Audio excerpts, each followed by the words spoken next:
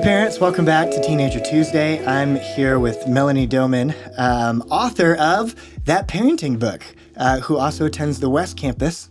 First service? Second service? Sometimes both. Sometimes both, yeah. Well, it just depends. Oh, yeah. There you go. You get the book if you haven't. Oh, also, it's forwarded by Bob Goff. How cool is that? Yes. If you haven't read anything by Bob Goff, he's amazing. Just YouTube his name, and you'll love the guy immediately. Any of his books are awesome. So good. Yes. You can find it on Amazon or thatparentingbook.com. Or even if you want to get in touch with Melanie, as of recording this, it's kind of like week 2 of the parenting class for this semester with you and your husband. But so it's going to be too late to go to the class by now if you're listening to it. However, look for that in future semesters. Because do you do that in the fall or only the spring? We're not quite sure what the fall is going to look like, but honestly, any parent who wants to drop into the class, we're fine. We'll accept anybody. Okay. And you never know what lesson we might be on that might be exactly the lesson someone would want to need. So it's Thursday night at 6:30 on the East Campus. Yes. Cool. That's awesome. Yeah. We ended last week by me saying I have a question, and so I do. I have a question for you. Okay. What kind of advice or thoughts would you give for parents who, their teenagers are feeling this anxiety, or they think they're busy, but compared to the adult, they're really not that busy, or maybe they're busy, but or they're stressed, but for the parent, way more stress. So, how do you kind of? I think there's this temptation to when your student is expressing, there's a temptation to compare where that student is with, when I was your age, we didn't have all this, it's easy now, you got AI, or how can we, I don't know, I guess, where do you think the temptation comes from to compare, and what can parents do to kind of, I guess, counteract, instead of comparing, what would be better? Right. Well, anytime we talk about comparison, all of us have heard comparison is the killer of all joy, right? And so we've heard that so many times. But I think, and whenever you feel the need to say to your kid, let me tell you about my day, or when I was a kid, think to yourself, okay, is this what I'm about to say, is that going to actually help the situation? Right? You want to always think about your words and think, is this actually going to be helpful? Is this going to build a bridge with my kid, or is this going to, actually build a wall? Oh, yeah. And so our words they can either build bridges or they can build walls. Yeah. And so if we're not careful, it's so easy with our teenagers to build walls instead of bridges. So, instead, I would just use an incredible amount of empathy and thinking, you know what? Yeah, their world is way different than our world, right? Let's just bring the screen, their ever-present phone, into the equation and how that affects their day. Yeah. Right? It's whenever we went to school, we took a backpack and a calculator and a pen, right? And a pencil. Whenever they go to school, they take all of those things, but they also take their phone, which is also like bringing hundreds of games and, all of the social aspects of their phones and all of the distractions that are on that phone. And we think, oh no, they don't use their phone at school. That's not true. They will definitely pull that phone out whenever they can, when there is a free minute, even after school. We can't be under the idea that they are not going to be bringing that phone out. But even if they don't ever use the phone at school, and the minute they have any free time, they are bombarded with everything that is on their phone that is telling them they're not doing enough, they're not good enough, they're not pretty enough, they are not smart enough, all of those things. So their world is a lot different than ours. And I honestly think it's a lot harder than ours. Yeah. They have been robbed of the ability to actually get all of those happy hormones in the natural way because they're getting them from their phones. Yeah. So dopamine, whenever we do something and we find success in it, from even as simple as making our bed or cleaning our room, or making a good lunch for ourselves or whatever, they are getting those dopamine hits from their phone, the serotonin, just being outside and enjoying the sunshine. All of those things, they are not getting those things because we have to literally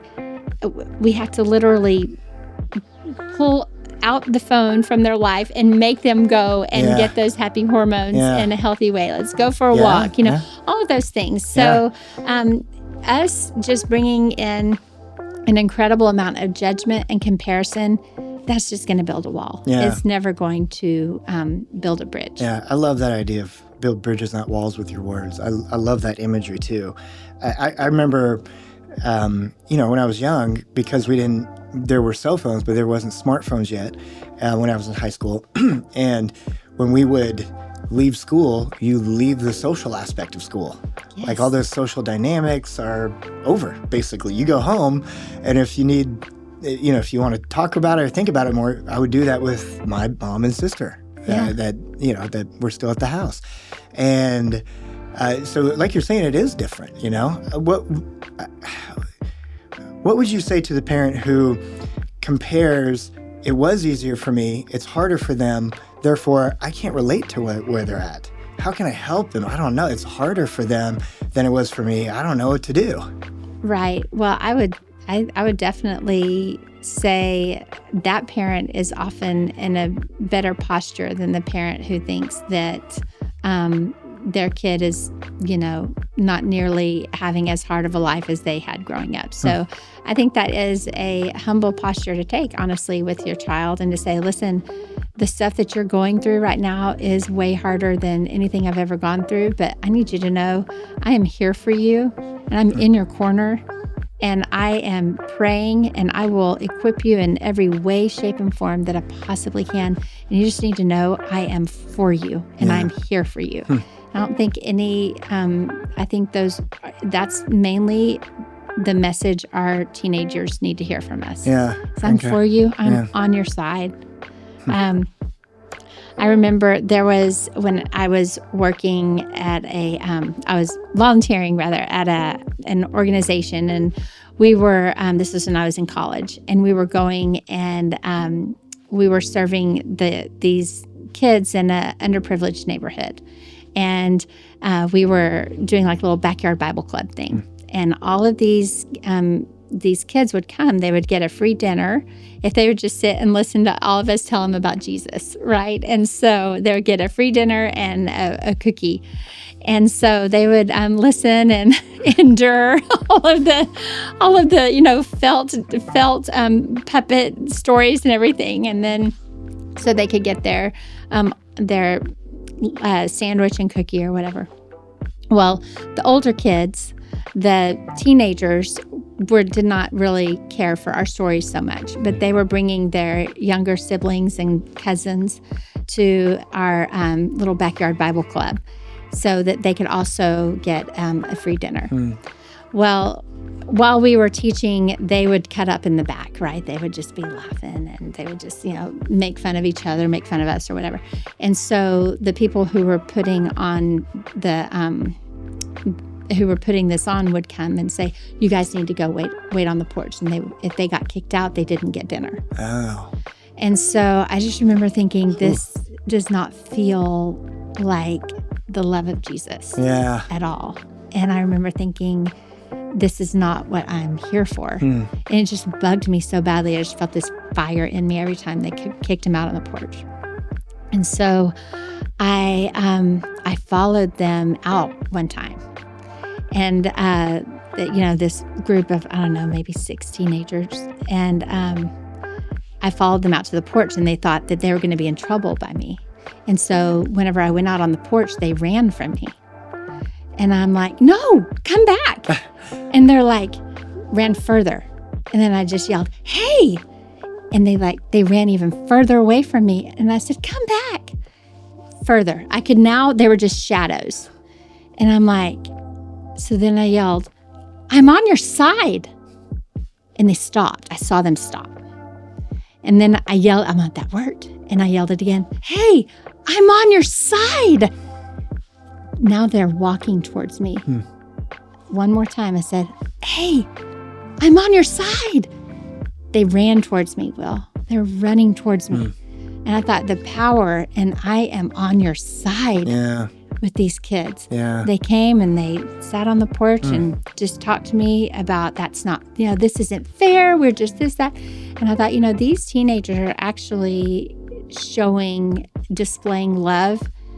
And with the fact that they sit here and wait on this porch for their young little cousins and siblings and everybody so that they can have a free meal, they're actually displaying the love of Jesus way more than we possibly were by kicking them out on the porch. Yeah.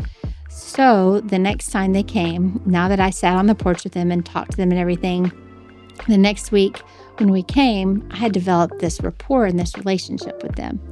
So when they started cutting up in the back, all I had to do was just look at them and just kind of shake my head like, hey, man, let's not do that. Yeah. And then they kind of looked at me and smiled. And then they stopped their behavior. That was the importance of knowing that I am on their side. Yeah. And so for our teenagers, just to know that we're on their side is pretty powerful. Oh, yeah. Not in competition. No. Not, like we talked about last episode, where if we're coach, we may not be on the football field, but we're on the same team. Yes. And working towards the same goal. So, yeah, that's good. Absolutely. Parents, always remember, you can do this. You're not alone. God is with you, and so are we. We'll see you back next week.